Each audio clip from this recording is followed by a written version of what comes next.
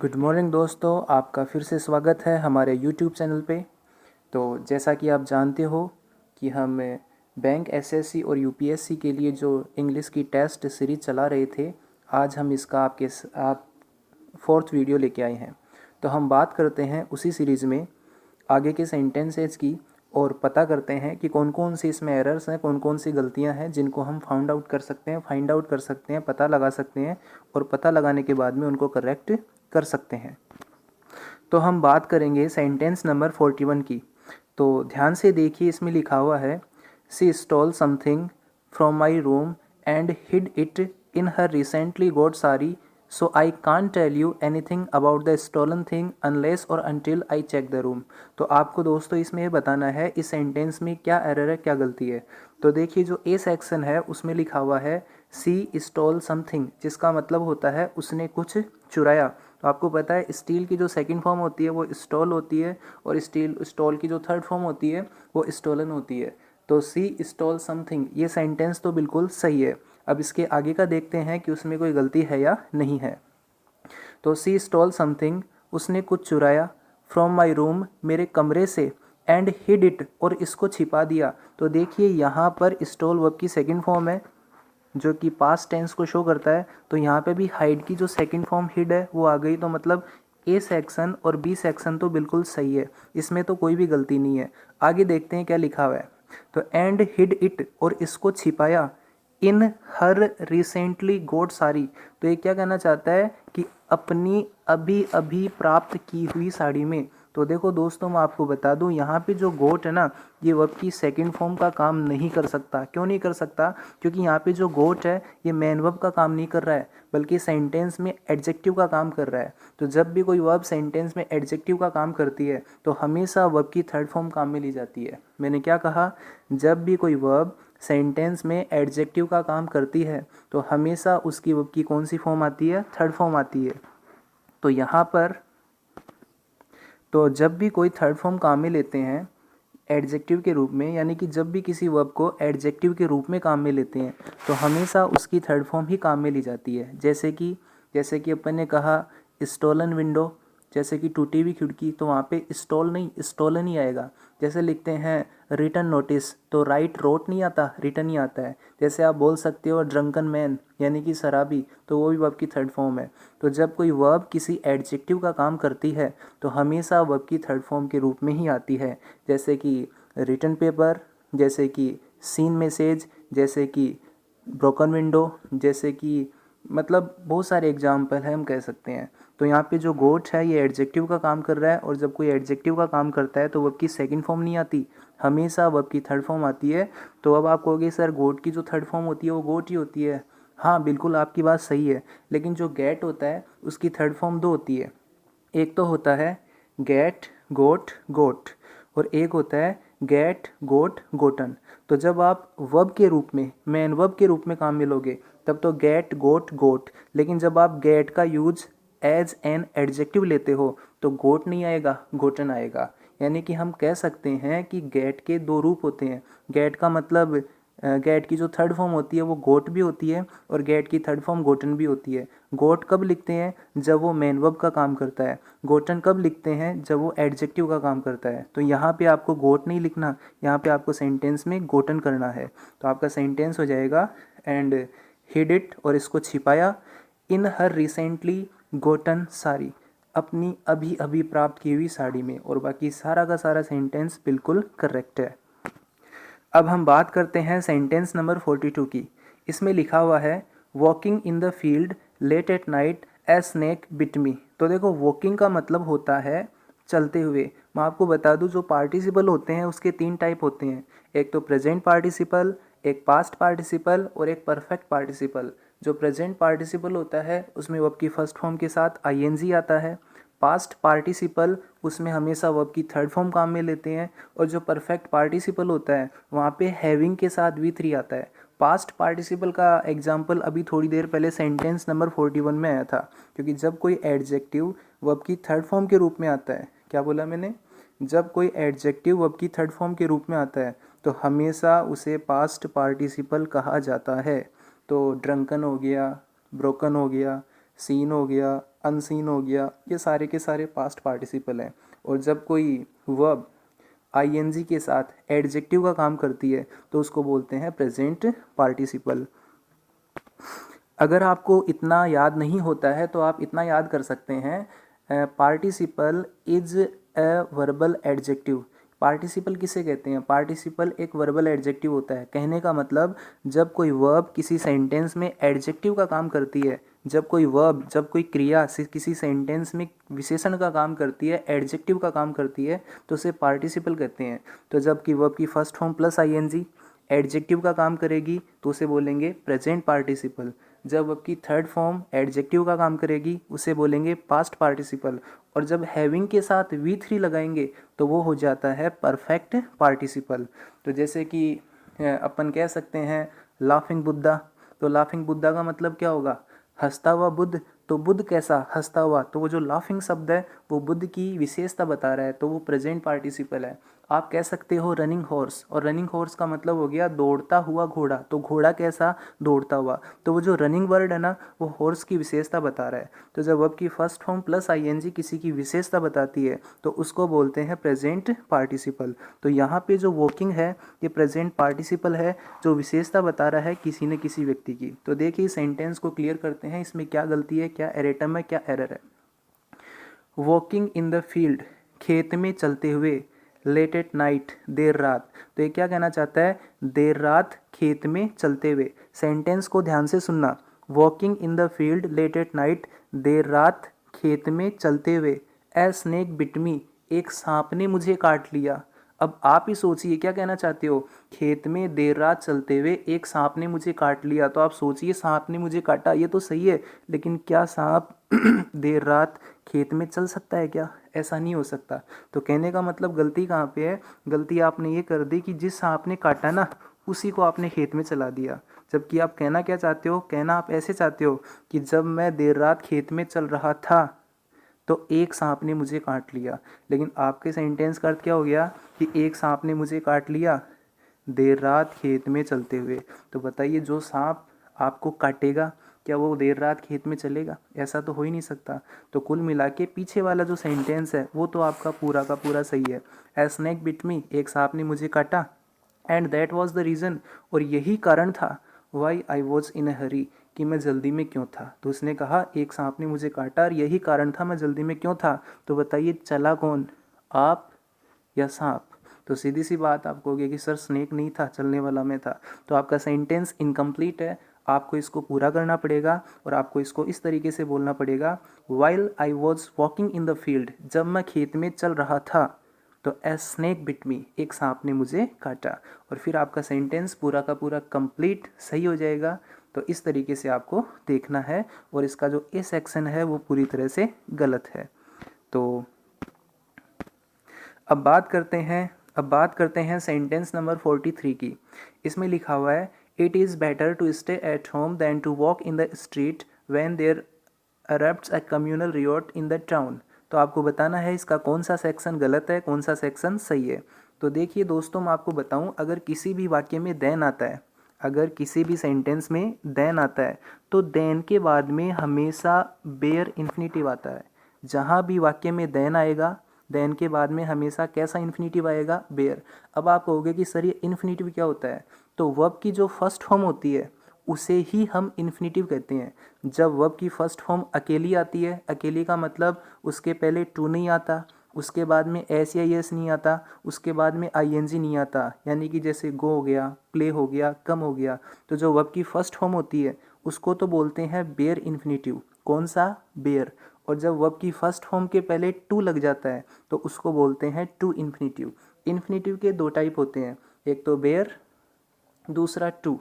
Bear हमेशा अकेला आता है और टू इन्फिनेटिव यानी वर्ब की फर्स्ट फॉर्म टू ले लेती है। तो मैं क्या कहना चाहता हूँ, अगर किसी भी वाक्य में देन का प्रयोग हो गया तो देन के बाद में टू इन्फिनेटिव कभी भी नहीं आता है, यानी कि जो देन है उसके बाद में टू जो लगा हुआ है ये बिल्कुल गलत है। तो आपका वाक्य होगा ऐसे, it is better to stay at home, घर पे रुकना ज़्यादा अच्छा है, then walk in the street, गली में चलने के या गली में जाने के बजाय। तो जहाँ भी देन आए, देन के बाद में हमेशा बेयर इन्फिनेटिव आएगा। तो आपका वाक्य था वो हमने भी देख लिया। तो चलिए बात करते हैं सेंटेंस नंबर 44 की। उसमें क्या लिखा हुआ है वो देखते हैं। ही वर्क्स हार्ड, वह कठिन मेहनत करता है। दैट का मतलब सो दैट से ही है। जहाँ भी दैट आए आपको ये मानना है कि वहाँ पे सो दैट ही लिखा हुआ है। तो इसने क्या लिखा, he works hard that he should please his manager to promote him to the post of sales executive. तो मैंने आपको पहले वाले वीडियो में भी आपको बताया था, अगर किसी भी वाक्य में दैट या सो दैट, बात एक ही है। मैंने बोला था अगर किसी भी वाक्य में दैट या सो दैट का यूज होता है, तो याद आया आपको क्या बोला था, अगर किसी भी वाक्य में दैट या सो दैट का यूज होता है तो उसके बाद में दो ही मॉडल आ सकते हैं। कितने मॉडल? दो मॉडल। और वो कौन कौन से बताए थे? एक तो बताया था मे और दूसरा बताया था माइट। तो जहाँ भी वाक्य में सो दैट आएगा मीन्स दैट आएगा, वहाँ मे या माइट आएगा। अब देखिए इसमें दैट तो आ गया, लेकिन दैट के बाद में क्या लिखा हुआ है? शुड। तो शुड आ गया का मतलब ये जो आपका बी सेक्शन है ये पूरी तरह से गलत है। तो आपको ये गलतियाँ नहीं करनी है, आपको ध्यान से देखना है। अगर वाक्य में सो दैट आ गया तो सो दैट के बाद में या तो मे आएगा या माइट आएगा। तो अब देखिए, अब आप कहोगे कि सर मे कब आएगा, माइट कब आएगा? तो इसका भी बिल्कुल सीधा सा एक तरीका है, और वो तरीका क्या है कि आपको देखना है कि जो सो दैट आपका आया ना, उसके पहले वर्ब की कौन सी फॉर्म आई, आपको ये देखना है। अगर आपको लगता है कि सो दैट के पहले वर्ब की फर्स्ट फॉर्म आई, कौन सी फॉर्म? फर्स्ट फॉर्म, तो आपको मे का यूज़ करना है। क्यों? क्योंकि मे फर्स्ट फॉर्म होती है और मे की सेकंड फॉर्म माइट होती है। तो सो दैट के पहले फर्स्ट फॉर्म आए तब तो आएगा मे, सो दैट के पहले सेकंड फॉर्म आए तो आएगा माइट। बिल्कुल सिंपल है। सो दैट आया मतलब मे माइट आएगा। सो दैट के पहले क्या है वो ही डिसाइड करेगा बाद में क्या आएगा। तो यहाँ पे क्या लिखा हुआ है? वर्क्स, और वर्क्स वर्ब की कौन सी फॉर्म है? First form. तो आप ही बताइए, अगर फर्स्ट फॉर्म है तो फर्स्ट फॉर्म के साथ फर्स्ट फॉर्म यानी कि मे ही तो आना चाहिए। हाँ, अगर यहाँ पे सेकंड फॉर्म होती तो वहाँ पे माइट आता। तो आपको हमेशा ध्यान रखना है, अगर किसी भी वाक्य में, देखिए ध्यान से सुनना, that, so that, in order that, so as to, मैंने 4 वर्ड बोले हैं, that, so that, in order that, so as to. तो जहाँ भी वाक्य में वर्ड आते हैं उसके बाद में हमेशा आपको मे या माइट का ही यूज़ करना है। अगर आपको ये रूल ऐसे याद नहीं होता है तो आप ऐसे याद कर लो कि अगर किसी वाक्य में सो दैट आ जाए और सो दैट के पहले वाला क्लोज यानी कि जो आपका मेन क्लोज है, अगर वो फ्यूचर या प्रेजेंट टेंस में हो, सो दैट के जो पहले वाला आपका मेन क्लोज अगर वो प्रेजेंट या फ्यूचर टेंस में हो, तो सो दैट के साथ शुरू होने वाला जो आपका डिपेंडेंट क्लोज है उसमें आपको मे और माइट का ही यूज़ करना पड़ेगा।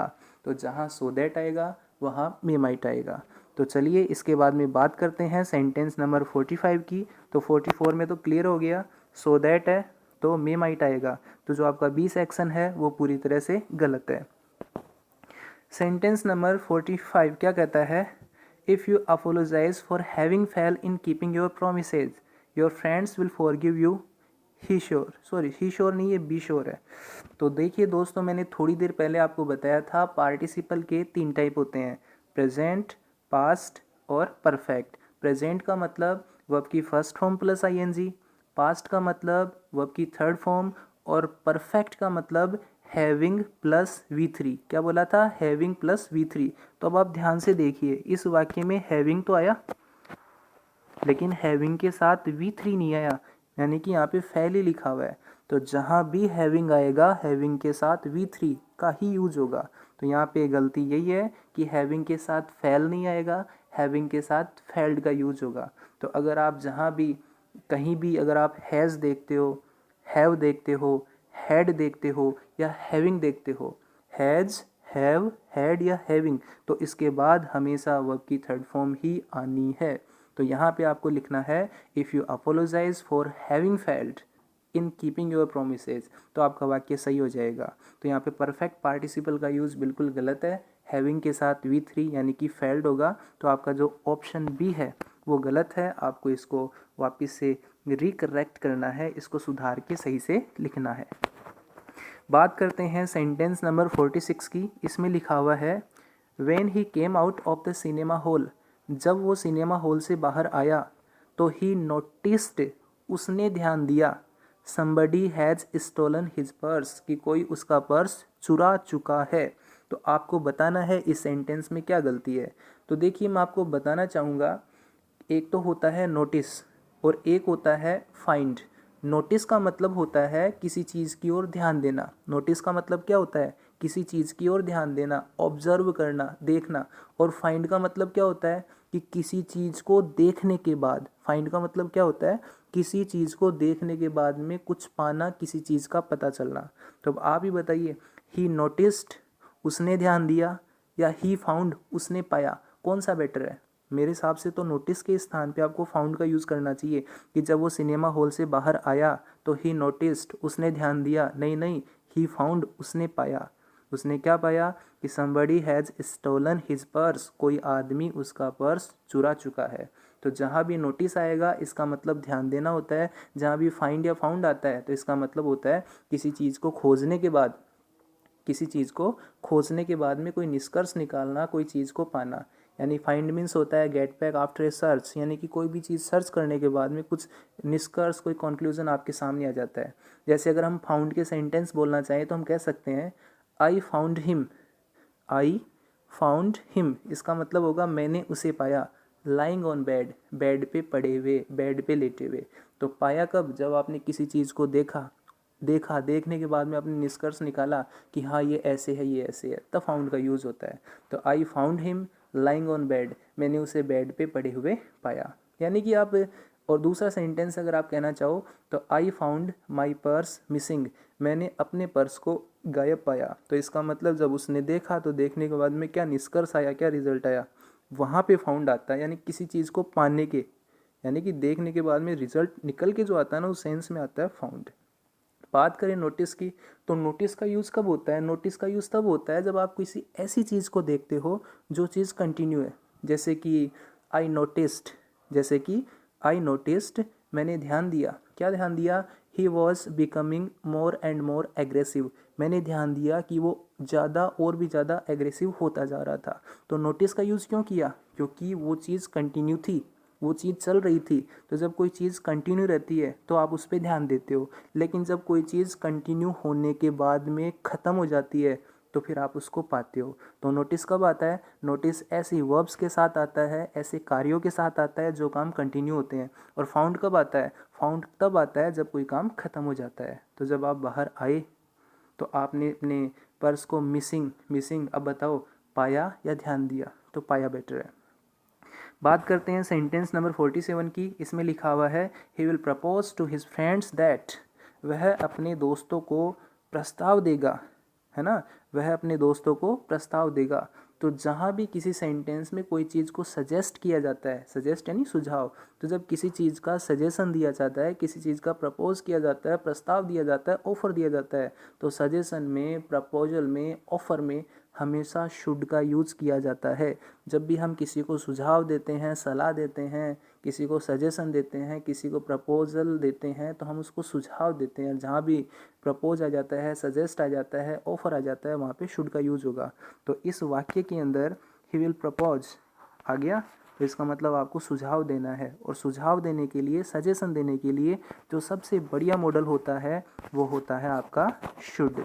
तो आप बताइए क्या कहोगे? He will propose to his friends, उसने अपने दोस्तों को सुझाव दिया, प्रस्ताव दिया कि दे विल जॉइन या दे शुड जॉइन। तो सीधी सी बात है, यहाँ पे दे शुड का यूज होगा।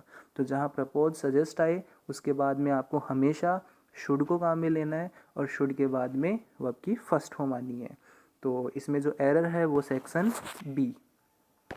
बात करते हैं सेंटेंस नंबर 48 की। तो इसमें लिखा हुआ है जज everything in the light of what the प्लेडर्स of both the parties had said, the जज came to the conclusion that the case was false. तो देखिए दोस्तों, ये सेंटेंस आपके लिए बिल्कुल नया है, तो मैं आपको बता देना चाहता हूँ कि मैं मानता हूँ, वैसे तो मैं मानता हूँ कि वाक्य की शुरुआत इम्पेरेटिव सेंटेंस से, इम्पेरेटिव का मतलब वाक्य की शुरुआत वर्ब की फर्स्ट फॉर्म से हो सकती है, लेकिन कुछ एक वर्ब्स ऐसी होती हैं जो सेंटेंस में प्रीपोजिशन का काम करती हैं। अब आप कहोगे सर वो कौन कौन सी हैं?